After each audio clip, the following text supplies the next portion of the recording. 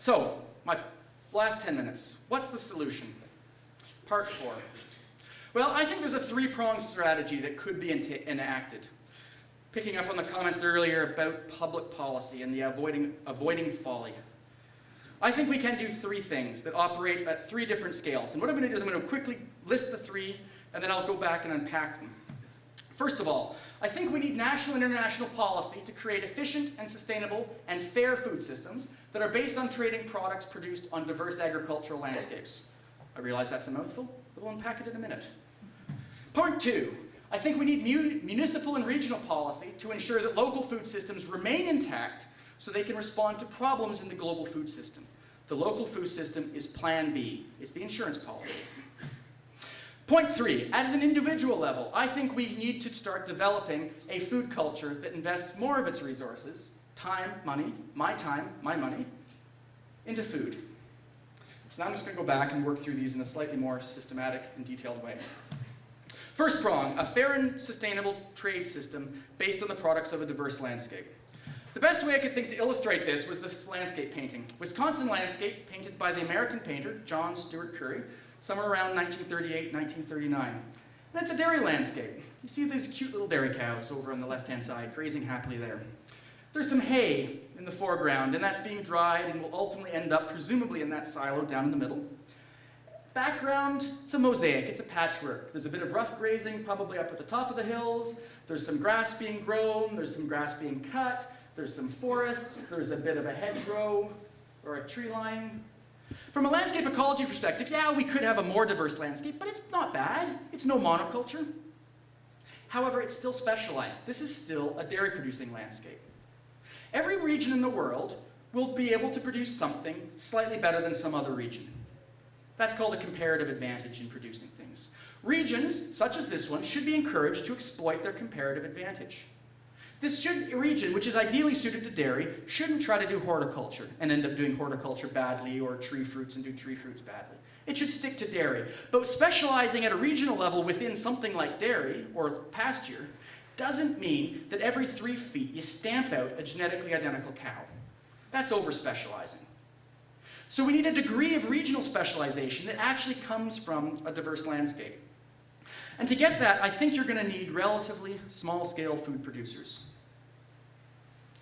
I couldn't resist to throw in a photograph of me sitting on my grandpa's tractor here. So that's me on my grandpa's lap, 1978 perhaps? Grandpa was a horticulture farmer. He specialized in horticulture. He had a farm in the Niagara Fruit Belt. He didn't do livestock. He didn't do all sorts of things. He did horticulture. He did a lot of different kinds of horticulture. He did some corn, some strawberries, some melons, some tomatoes. Now, if he was a modern farmer, he'd have gone to the bank or the co-op, and would have got a big mortgage, and he would have used that mortgage to buy a tomato harvester. And then he would have gone to the seed company and bought the right kind of seed to work with the tomato harvester, and he would have cut his woodlot down, and he'd have plowed the whole bloody thing over, and he'd have planted a monoculture of tomatoes. And he would have done that, and he would have attracted a larger market share for a while, and then he would have gone broke to California. But he would have been more economically efficient. He would have delivered to the consumer a lower cost tomato.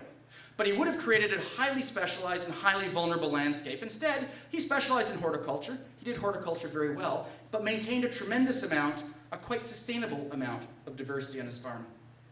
In order to keep farms like my grandfather going, we are going to need international policy to create a trade system where the cost a consumer pays for a product is based on the true cost of production. When Adam Smith wrote The Wealth of Nations 300 odd years ago, he argued that things would be more efficient if people could trade. And in so, there was an implicit assumption that the cost a consumer paid actually would reflect the cost of producing something. However, if there's a hidden cost, like the cost of soil erosion, that isn't captured in the price a consumer pays, or if there's a cost of downstream water pollution, or if there's a social cost or a labor cost in terms of exploited labor, those costs aren't captured in the cost of production, then trade fails, the market fails, and we need policy to step in and correct that market failure. There's no mistake about this. So we need international policy to correct the market failures that are ridden through our current trading system. And the best way I could think to illustrate that was to put up the Fair Trade Association's logo and the Soil Association's Organic Standards logo. Not to say that fair trade and organic standards have the answer, but they are legitimate and sincere attempts to try to capture some of these hidden costs that normal trading situations fail to capture. So at a policy level, we need to be working with bodies like this, I think, in order to make these certification standards more accurate and more reflective. So that's prong one. Prong two of my proposal is that we need to maintain local food systems as, quote, an insurance policy. Because as Egypt has learned this year, sometimes global trading networks break down. And when they do, you're really going to want to be able to have a productive system locally at hand to rely on. The best way I could think of to illustrate this was through a map of Toronto's Greenbelt policy. It is an extremely expensive and controversial piece of public policy. Make no mistake about that. There is all sorts of foregone missed economic opportunities, missed economic development opportunities, which would be quite good for some people. However, there's a decision at a high policy level that we need to hold on to our farmland. We don't just need to hold on to our farmland, though. We also need to hold on to our farmers and the human capital, the know-how and the knowledge which goes into farming these areas. This is an important part of maintaining a local food system. Part of maintaining that, a local food system, is also food storage, to maintain food as a buffer against crises. Just like an investment banker who would advise you to hold on to some cash reserves, not gamble everything on a portfolio.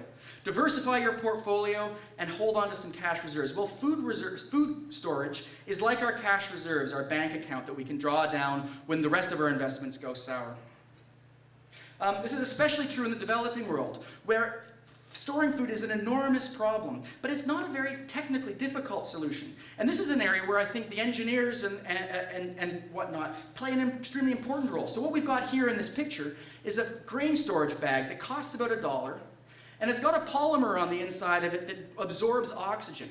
And this is important because when you put grain out, one of the problems if grain is exposed to oxygen is it hatches fungus, it gets moldy. Or insect bugs, eggs that are in the grain will hatch and start devouring the grain. If you can store grain in an unoxygenated situation, then you don't have those problems and you can store grain for much, much longer. So these sort of very simple, low-tech solutions are exactly the sort of solution we need to help maintain local food systems and local food sovereignty.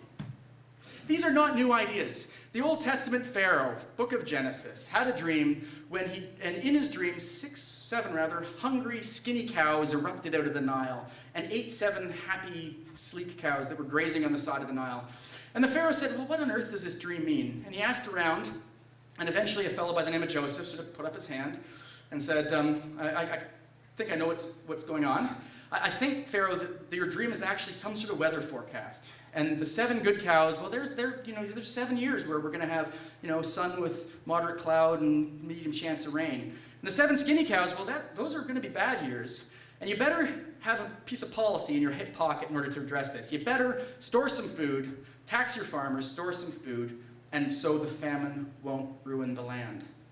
Not a new idea, but it's an idea that by and large we have forgotten in the modern day when the food system is increasingly driven by the logic of efficiency, where just enough, just-in-time food is the appropriate model because it seems to offer, and I think this seems as an illusion, of course, it seems to offer the lowest cost food to consumer. What we have here is the strategic grain reserve silos of the poor South African nation of Malawi, where I told the story of my friend David M. Kwambizi. This sits just between the nation's capital, Lilongwe, and its only international airport. In 2002, Malawi started to go into a famine. The politicians went to this strategic grain reserve and opened the doors to release the food into the market to keep the prices down, which was the purpose of the strategic grain reserve. Some people, anyways, were surprised when they opened the doors and there was no grain in there. It was empty. The whole darn thing was empty. Now, it was empty for probably 2 reasons, one of which will never be proven. The first reason, the unprovable one, is in all likelihood a number of cabinet ministers stole the grain, smuggled it out of the country, then brought it back and sold it when prices were very high. So it was just theft and larceny. Of course, we'll never prove this. The second reason, however, was one of public policy and international public policy. Because earlier in 2001, the International Monetary Fund had made the recommendation as part of a loan to the government of Malawi that they remove some of their strategic grain reserve because holding on to grain is expensive. And the IMF argued that it would be more efficient to sell the grain and buy it back from the international market at a time of need. Of course, the Malawians couldn't afford the food when they needed it. So the logic of the IMF was completely flawed. So a combination of neoliberal economic rationality and corruption interacted, and as a result, the Food and Agriculture Organization argued that for many countries, the strategic grain reserve tends to exist in theory rather than practice. We need, at a bunch of scales, household, community, and regional, national, to remember the Pharaohs' Dream and start storing more food. It's expensive. It's an expensive piece of public policy. Maintaining that local productive food system is costly, but I think will be an insurance policy we will all be grateful for.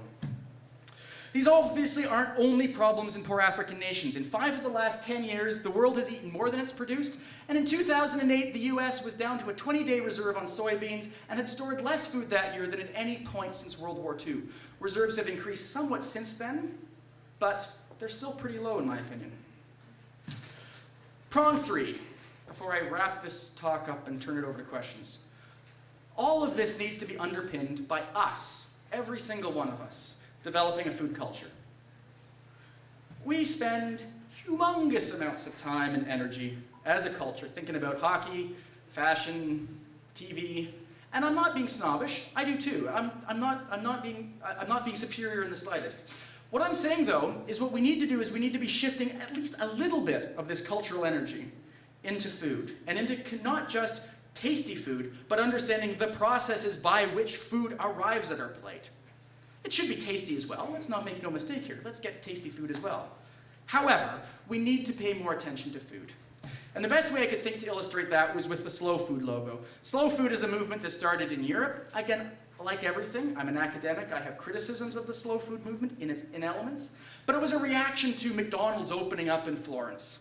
And the Italians were so offended by this, they thought they needed a movement that would reinvigorate the culture of food. And slowly, actually not that slowly, slow food has spread across Europe, where it's quite common now, and increasingly in North America as well. We need to start engaging with food at a cultural level more. International policy to make trade accurate and effective. Make sure that the products of the food come from diverse landscapes that are efficient, but not so specialized that they become problems. A local food system that involves storage and local capacity, and a food culture. These are the things I think we need as a society, global society, in order to withstand the next 100 years. If we don't, the lessons of medieval Europe, the lessons of the Roman Empire may well come to fruition. I hope not. I hope we learn these lessons. But they don't have to. The future is not yet written, and my talk should not be seen as a piece of historic determinism or environmental determinism, where I say that the climate change in the past led to this, therefore it's going to do the same to us. We still have room to work here. So to put it together, in my opinion, more of our efforts as a society, in terms of our time, our resources, our policy, our money, are going to be directed towards producing and storing food over the 21st century. I don't think we have a choice in this matter. This is inevitable, and the low prices that we have enjoyed in the late 20th century will historically be seen as anomalous. They're already changing. They already are. However, while this transition may be horrific, and history suggests that these sort of points in history can be horrific, they may also be quite pleasant. They don't have to be bad. And so here is, to close, me and the kids in our new house in Guelph, digging our vegetable garden a couple weeks ago, and heading out to a farmer's market to buy a pumpkin for Halloween. Thank you very much.